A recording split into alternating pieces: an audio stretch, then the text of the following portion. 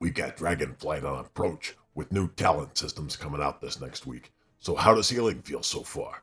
Let's check out the true heroes of Warcraft, the healers.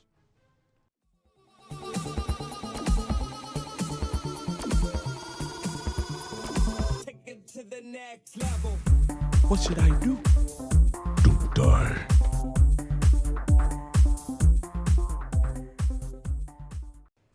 Do you enjoy having a heart attack every other pull? Do you like saving people despite their own stupidity? Well, healing is definitely the role you want to be looking at for Warcraft, and Dragonflight is giving healers options to make your gameplay exactly what you want it to be. Just so you all know, I participated in the Mythic Dungeon Invitational once. I don't believe you. As a spectator. Right. From home. That's what I thought. Nerd.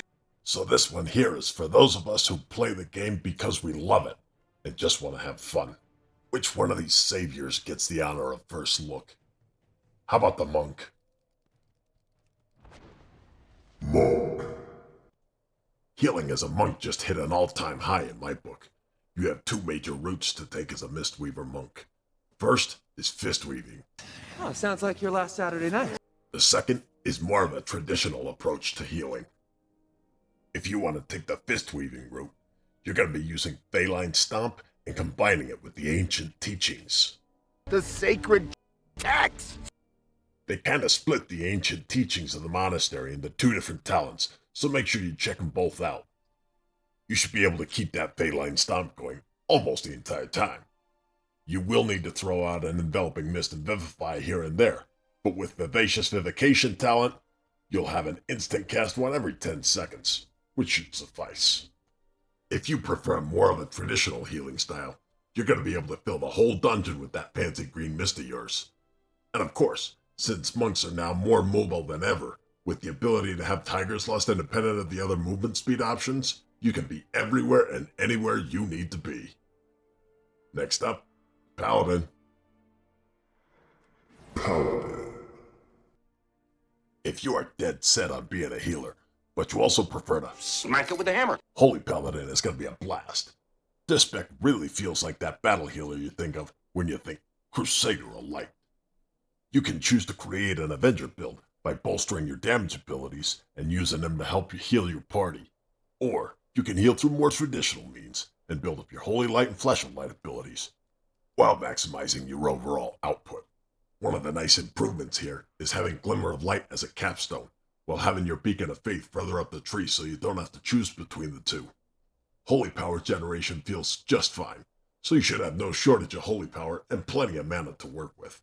Another potentially cool ability they've given the Paladin is the Recompense ability that encourages you to use that Blessing of Sacrifice more often.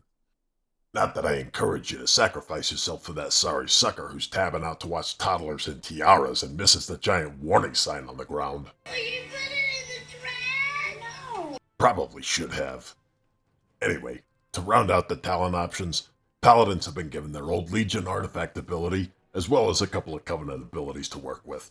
Overall, Holy Paladins look great. Let's check out the Druid next. Druid. Okay, I'll admit, this one took me a second to get used to, and I can't quite put my finger on what's wonky about this spec just yet. I was either having the issue of not having enough healing output, or it seemed like it was extra mana intensive. I've always liked Druids, and this might just be a tuning issue, but it felt like it was all or nothing.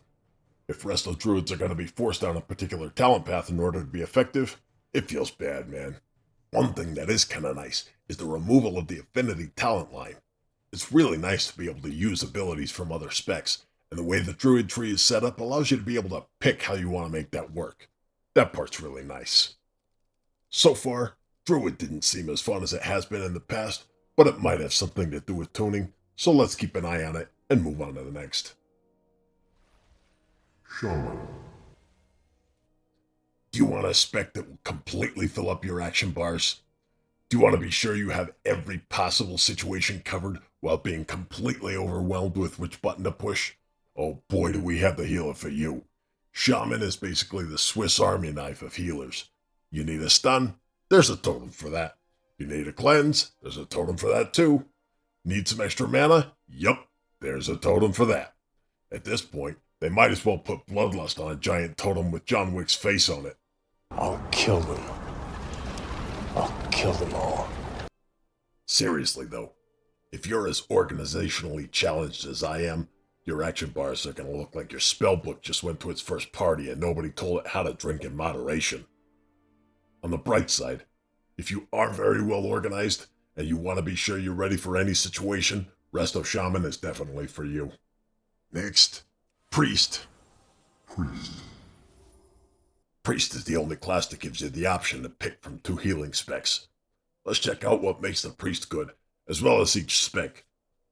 One of the things I think I like best about the way Priest is looking right now is the light-dark split. But first, let's take a second and thank the developers for taking out Shadow Mend. I had no major issues with the spell itself, but it always felt awkward to use. I think it was a good change to the playstyle of Priest. One of the really nice changes with these talents is the inclusion of Vampiric Embrace across the board. Another really nice addition is this Power Word Life ability. All alone it doesn't heal for much, but when used on a target at less than 35% health, it can be a real lifesaver. So let's look at Disc Priest. Thematically, I think Disc Priest just got a major upgrade. Being able to split your abilities and choose to heal with light or shadow is really awesome. One of the talents towards the top of the talent tree for Disc is Power of the Dark Side. Experience the full power of the dark side. The Shadow Covenant ability gives a nice quick AoE heal and empowers your shadow abilities for a short time. Coupling this dark side healing with options from the Priest tree, like Vampiric Embrace, gives you some great options as Disc. Conversely, if you're a goody two-shoes and want to stick to healing with the light, you can do that too. Another quick mention is the Reflective Shield. I know for some priests, this used to be a godsend ability for them. I like that it's there, although I think it'd be really cool if it reflected more damage in PvE situations. With that, let's switch over to Holy real quick. Oh, Holy Priest, the kings and queens of throughput. Don't ever do that again. Sorry. I think there's a lot of fun to be had for those of you who like the very traditional, solid, Holy Healer. You can make a talent build so your Holy Word spells are available just about whenever you need them. Personally, I like the Holy Word playstyle, and this talent tree really makes the playstyle a lot of fun. You can pump all day long with the Holy Priest. But I know why you're all here. You want to see what the dragons are all about. Evoker. The newest healer to the bunch is certainly not a disappointment. These wannabe dragons have a super solid healing setup, and much like the priest, you can forcibly move people out of their beloved haste bus circles to a more suitable spot. Hey, I saved your life! You didn't save my life, you ruined my death. That's what the... You have some sweet empowered spells that you can charge up to make them better, like the Dream Breath ability. Do I detect a hint of minty freshness? The utility on Evokers is pretty solid, too. They have a tail swipe and a wing buffet, and they have pretty decent movement abilities. Also, check out this Oppressing Roar. There's a talent option to remove Enrage and Mass. Say goodbye to Raging Weeks. They also have this cool Rewind ability that takes you back a few seconds, kind of like that weird pocket watch that Dumbledore gave Hermione in the Harry Potter movie. What was the point of that thing, anyway? Never mind. When you rewind time a little bit, you're going to reverse some of the damage you just took. That's the point. At the end of the day, if you're looking to heal this next expansion, you're in for a real treat. Healing is shaping up to be a great time in Dragonflight. Let me know what healer you want to play in Dragonflight in the comments below. Also, if you plan on tanking, be sure to check out my video on how tanks feel in Dragonflight. Don't forget to smack the like button in the face on your way out, and be sure to subscribe if you like what you see.